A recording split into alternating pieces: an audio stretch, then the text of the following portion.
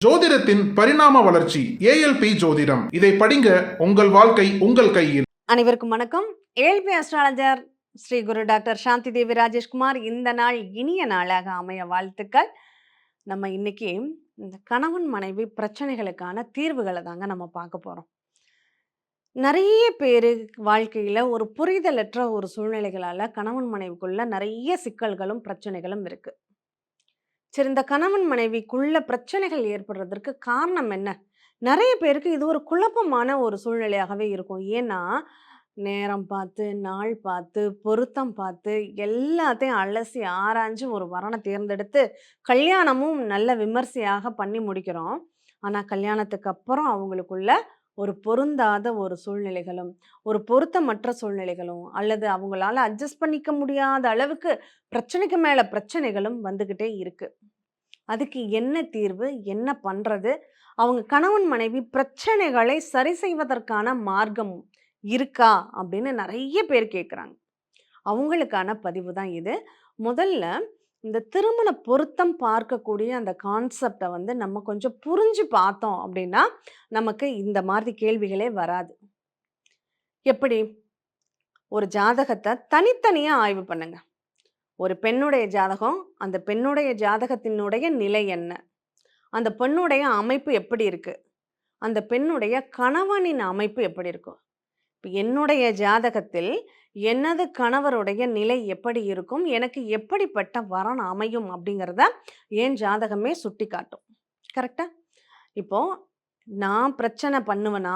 இல்ல எனக்கு என் கணவரால பிரச்சனைகள் உருவாகுமா? அப்படிங்கிற 2 விதங்கள் இருக்கு. ஏன்னா மற்ற கேள்விகளுக்கெல்லாம் ஒருத்தர வச்சு நம்ம பதில் சொல்லிறலாம். இந்த கணவன் மனைவி பிரச்சனைக்கு மட்டும் 2 பேரு சம்மந்தப்பட்ட நிகழ்வு. அப்ப 2 ஜாதகங்களையும் நம்ம தனித்தனியா ஆய்வுக்கு எடுத்துக்கணும். அப்போ என்னுடைய ஜாதகத்தில் லக்னம் நான் நல்லா இருக்கேன். என்னால எந்த பிரச்சனைகளும் கிடையாது. ஆனா, எனக்கு வரக்கூடிய வாழ்க்கை துணையால நான் நெறைய கஷ்டங்களை அனுபவிக்கணுங்கிற விதி இருக்குன்னு வச்சுக்கோங்களேன். நீங்க என்னதான் பொருத்தம் பார்த்து சூப்பரா இருக்குன்னு சொன்ன ஜாதகத்தை சேர்த்து வச்சாலும், அங்க பிரச்சனைகள் வருமா? கண்டிப்பாக வரும். ஏன்? நான் வாங்கி வந்த வரம் தான் எனக்கு தெரியுதே! அப்போ ஒரு ஜாதகர் கணவனால் மகிழ்ச்சி அடைவதற்கும், கணவனால் பிரச்சனைகளை சந்திப்பதற்கும், அவங்க சுய ஜாதகம் முழுக்க முழுக்க பேசும். அதனால தான் நாங்க திருமண பொருத்தம் பார்க்கறதுக்கு முன்னாடி உங்க ஜாதகத்தினுடைய நிலைய தெரிஞ்சுக்கோங்க. உங்க ஜாதகத்தில் 7ஆம் பாவகம் நல்லா இருக்கா? கணவரனுடைய ஸ்தானம் நல்லா இருக்கா? உதாரணமாக விருச்சக லக்னம் அட்சய லக்னமாக போகுது. 7ஆம் பாவகத்தின் அதிபதி சுக்கிர பகவான் நல்ல இடத்துல இருக்காரு. ரிஷபத்திலேயே இருக்காருன்னு வச்சுக்கலாம். இப்ப அங்க கணவனால பிரச்சனையா இருக்கா? நிச்சயமாக கிடையாது. இங்க செவ்வாய் போய் என்ன பண்றாரு? மேஷத்துல செவ்வாய்ன்னு வச்சுக்குவோம். அப்போ இங்க விருச்சக லக்னத்தின் அதிபதி செவ்வாய், மேஷம்ங்கிற 6வது வீட்ல இருக்கிறதுனால, இங்க ஜாதகரே பிரச்சனைக்குள்ள போய் இருக்காரு. அப்ப இங்க பிரச்சனை எங்கருந்து வருது? கணவனால வருதா? நிச்சயமாக கிடையாது. இந்த பெண் ஜாதகத்தில் செவ்வாய் போய் 6ல உட்கார்ந்திருக்கு. 6ங்கிறது பிரச்சனைகளை சந்திக்கக்கூடிய பாவகம். அப்போ இங்க பிரச்சனைங்கிறது இந்த பொண்ணுனால ஏற்படுது. இந்த பொண்ணுனால எப்படிங்க பிரச்சனை வரும்? செவ்வாய் இல்லையா? அதனால கோபம் உள்ளுக்குள்ள குமுறல் இருக்கும். அப்ப அந்த கோபத்த வெளிப்படுத்த வகை தெரியாம, அத எப்படி வெளிப்படுத்துவதுன்னு தெரியாம, தப்பு தப்பா யோசிச்சு, தப்பு தப்பான முடிவுகளுக்கு வந்து, கோவமான வார்த்தைகளை பிரயோகம் பண்ணி, அதனாலேயே மன சங்கடங்கள ஒரு ரொம்ப வயலன்ட்டா பிஹேவ் பண்ணக்கூடிய ஒரு வாய்ப்புகளை ஏற்படுத்தி, அவங்களுக்குள்ள பிரச்சனைகளை அதிகப்படுத்தும். இந்த அமைப்பு இந்த பெண் ஜாதகத்துல இருக்கு. சரி, இது ஒரு பக்கம் இருக்கட்டும். இப்போ ஒரு ஆண் ஜாதகம் வருது. அந்த ஆண் ஜாதகத்துல இப்ப நம்ம பொருத்தம் பார்க்குறோம். 10 பொருத்தங்களும் பக்காவா பொருந்திருக்கு. நம்ம இப்ப சேர்த்து வச்சுருவோம். இந்த பெண் ஜாதகத்தினுடைய இயல்பு என்னவா இருக்கு? கணவன் நல்ல கணவன் தான். ஆனா, இந்த கணவன நல்ல விதமாக இந்த பொண்ணு ஹேண்டில் பண்ணுமா? அப்டின்னா, இங்க மைனஸ் இருக்கு. சரி, இப்ப பையன் ஜாதகத்துக்கு தனியா வந்துரும். ஒரு பையனுடைய ஜாதகத்தில் இப்ப துலாம் லக்னம் உதாரணத்துக்கு எடுத்துக்கலாம். துலாம் லக்னத்தின் அதிபதி சுக்கிர பகவான். இந்த சுக்கிர பகவான் போய் மேஷத்துல இருக்காரு. 7ஆம் பாவகத்திலே இருக்காரு. அப்போ ஜாதகர் நல்லா இருக்காரா? நல்லா இருக்காரு. 7ங்கிறது நல்ல ஒரு ஸ்தானம். 7ஆம் பாவத்துல நல்லா இருக்காரு. சரி, இந்த 7ஆம் பாவகத்தின் அதிபதி யாரா இருப்பாங்க? செவ்வாயா இருப்பாங்க இல்லையா? இப்ப அந்த செவ்வாய் என்ன பண்றாரு? விருச்சக ராசியில இருக்காருன்னு வச்சுக்குவோம். இப்ப இங்க பிரச்சனை யாரால வரும்? ஜாதகர் நல்லா இருக்காரு. கவனிங்க. இங்க மனைவியால தான் பிரச்சனைகள் வரும். ஏன்னா 7ஆம் அதிபதி போய் என்ன பண்றாரு? ஜாதகருக்கு வாக்குஸ்தானத்துல, குடும்பஸ்தானத்துல உட்கார்ந்திருக்காரு. அது 7ஆம் பாவகத்திற்கு 8ஆக போயிடும். அப்ப அங்க கணவன் மனைவிக்குள்ள பிரச்சனைகள் உண்டா? மனைவி பிரச்சனைக்குரிய பெண் தான் மனைவியாக அமையணுங்கிற விதி இருக்குங்க. அப்போ இங்க பிரச்சனைகள் ஜாதகரை தேடி வரும். நான் அமைதியா சிவனேன்னு தானேயா இருந்தேன். என்னைய தேடி பிரச்சனை வருதே. இப்போ நம்ம முன்னாடி பார்த்தோம் ஒரு பொண்ணு ஜாதகத்துல 7ஆம் பாவம் நல்லா இருக்கு. இங்க பொண்ணு வந்து பிரச்சனைக்குரியவங்களாக இருந்தாங்கன்னு. இப்ப இங்க பையனுடைய ஜாதகத்த பார்க்குறோம். பையன் நல்லா இருக்காரு. ஆனா வரக்கூடிய பெண் பிரச்சனைக்குரியவராக இருக்காங்க. இப்ப இந்த 2 ஜாதகமும் இணையுது. அப்ப என்ன ஆகும்? அங்க பூகம்பம் வெடிக்குமா? கண்டிப்பா வெடிக்கும். சரி, இத வந்து நம்ம அட்சயலக்கண பத்ததியில பொருத்தம் பார்த்தல் அப்படிங்கிற ஒரு நிகழ்வ சார் வந்து ஒரு சாஃப்ட்வேர உருவாக்கியிருக்காங்க. இந்த சாஃப்ட்வேர் என்ன சொல்லுதுன்னா, நம்ம படித்தவர்கள், படிக்காதவர்கள், சாமானியர்கள்னு யார் வேணாலும் பொருத்தம் பார்த்துக்கலாம். அந்த அளவுக்கு ரொம்ப எளிமையா வடிவமைச்சு குடுத்துட்டாங்க. இந்த சாஃப்ட்வேர்ல நம்ம ஆணுடைய ஜாதகத்தையும், பெண்ணுடைய ஜாதகத்தையும் போட்டுட்டோம்னா, ஒவ்வொரு வருடமும் அவங்களுக்குள்ள லக்ன பொருத்தம் இருக்கா? ராசி பொருத்தம் இருக்கா? அந்யோன்ய பொருத்தம் இருக்கா? தாம்பத்திய பொருத்தம் இருக்கா? அப்படிங்கிறத எவ்வரி 1 இயர்க்கு ஒரு தடவ காமிச்சிடும்.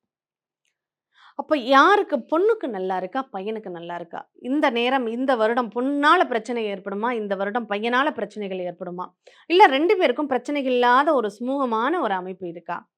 அப்படிங்கிறதெல்லாம் அந்த சாஃப்ட்வேர் நமக்கு காமிச்சு குடுத்துருங்க. நீங்க ஒண்ணும் இல்ல. பலன் எடுக்கணுங்கிற அவசியம் கூட கிடையாது. அதுல ரெட் இருக்கா? இந்த 4 ஃபைனல் ரிசல்ட் 4ன்னு குடுத்துருப்பாங்க. அதுல சிவப்பு நிறங்கள் அதிகமாக இருக்குன்னா, அது நமக்கு பிரச்சனை. அந்தந்த வருஷம் நமக்கு பிரச்சனைகளை தரும். அதுல பச்சை நிறங்கள் நெறைய இருக்குன்னா, அது நமக்கு சூப்பரா இருக்கு அப்படின்னு மேல ஒரு ஏரோ மார்க் இருக்கும். அத அப்படியே அந்தந்த வருஷத்த அப்படியே நகர்த்தி, நகர்த்தி, நகர்த்தி பார்த்து ஒரு 15 வருஷம், 20 வருஷத்துக்கு நகர்த்தி பார்த்துருங்க. ஒரு 50% மேல அங்க பொருத்தம் காமிக்குது அப்படின்னாவே, இது ஓகே. இது பரவால்ல. 75% மேல காமிக்குதுன்னா, இது சூப்பர்.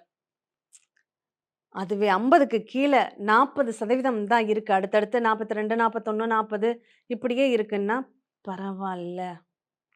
அதுவே 35, 37, 31, 25ன்னு இருந்ததுன்னா, அந்த ஜாதகம் பொருந்தவே பொருந்தாது அப்படிங்கிற முடிவுக்கு நம்ம வந்துரலாம். இந்த மாதிரி அந்த திருமண வாழ்க்கையில ஏற்படக்கூடிய இந்த பிரச்சனைகளை இந்த சாஃப்ட்வேர் அவ்வளோ அழகா எடுத்து குடுத்துடுங்க. இத பயன்படுத்தினாலே போதும். திருமண பொருத்தத்துக்கு நீங்க வேற எதுவும் பார்க்க வேண்டியதில்ல. அந்த திருமண பொருத்தம் பற்றிய மென்பொருளை எப்படி நம்ம வாங்குறதுங்கிறதுக்கான ஒரு வீடியோ ஒண்ணு சஷ்டி டிவிலயும், சித்தர் பூமி யூடியூப் சேனல்லயும் இருக்கும். நீங்க தேடி பார்த்துக்கலாம். சரி, இப்ப முக்கியமான பாயிண்ட்டுக்கு வந்துருவோம். இப்படி கணவன் மனைவிக்குள்ள இப்ப கல்யாணம் ஆயிடுச்சு. பிரச்சனை ஆயிடுச்சு. நாங்க பொருத்தம்லாம் ஏதோ பார்க்கல, பண்ணிட்டோம்னு வச்சுக்கோங்க. இப்ப அத சரி செய்வதற்கான வழி இருக்கா? அடுத்த பாயிண்ட் அதுக்கு தானே வருவோம். இத சரி பண்றதுக்கு நான் என்ன செய்யணும்? இதை சரி செய்வதற்கு ஒரு 2 கோவில். கணவன் மனைவிக்குள்ள ஏற்படக்கூடிய இந்த பிரச்சனைகளை சரி செய்யறதுக்கு எத்தனையோ புராண காலங்கள்ல நெறைய கோவில்கள் குடுக்கப்பட்டிருந்தாலும், இந்த 2 கோவில்கள் வந்து கணவனும் மனைவியும் ஈருடல் ஓர் உயிராக வாழணும் அப்படிங்கிறத தாண்டி, ஓர் உடல் ஓர் உயிராகவே வாழணும் அப்படிங்கிற ஒரு தத்துவத்தை விளக்கக்கூடிய விதமாக அமைஞ்சிருக்கும். அந்த ஆலயத்திற்கு போய் நீங்க தரிசனம் பண்ணணும்.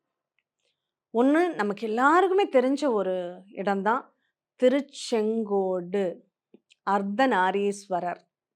இந்த திருச்செங்கோடு அப்படிங்கிற அந்த திருச்செங்கோட்டு மலைக்கே ஒரு விசேஷம் என்ன இருக்குன்னா, செவ்வாயினுடைய ஆதிக்கம் பெற்ற ஒரு மலை தான் இந்த திருச்செங்கோடு மலை. இந்த திருச்செங்கோடு மலை ஏன்னா அந்த மலையே செம்மையான செம்மண் கலர்ல தான் இருக்கும்.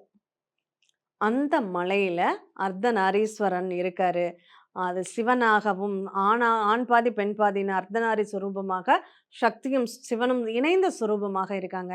இந்த மாதிரி நானும் என் கணவரும் சேர்ந்து வாழணும், நானும் என் மனைவியும் சேர்ந்து வாழணும்னு நீங்க அங்க போய் முதல் பிரார்த்தனைய வச்சுட்டு, அதுக்கப்புறம் நம்ம கும்பகோணம் பக்கத்துல பட்டீஸ்வரத்துல இருந்து ஒரு 1/2 கிலோமீட்டர் தூரத்துல சிவகொழுந்தீஸ்வரர் ஆலயம்னு ஒண்ணு உண்டு. இங்க அம்பாள் எப்படி இருப்பாங்க அப்படின்னா, சிவனை தழுவிய நிலையில இருப்பாங்க. ஒண்ணு மனைவி வந்து கோவிச்சுட்டு போயிட்டாங்க. கணவர் வந்து தனியா இருக்காரு. மனைவி கூப்பிட்டா வரமாட்டேங்கிறாங்கங்கிற நிலையில இருக்கிறவரு, கணவன் முதல்ல தரிசிக்கக்கூடிய ஒரு கோவில் என்ன அப்படின்னா, மனைவியை சமாதானப்படுத்தும் விதமாக, "என் உடல்ல பாதிய நான் உனக்கு தர்றேன்னு" சொன்ன அந்த அர்த்தநாரீஸ்வரர் கோவிலுக்கு முதல்ல போகணும். இப்போ மனைவி கிட்ட கோவிச்சுட்டு கணவர் தனியா இருக்காரு. இங்க மனைவியினுடைய குடும்பம் கணவர் எப்போ வருவாருன்னு காத்துட்டு இருக்கு. அப்படிப்பட்ட இடம் முதல்ல இந்த பெண் என்ன பண்ணணும்?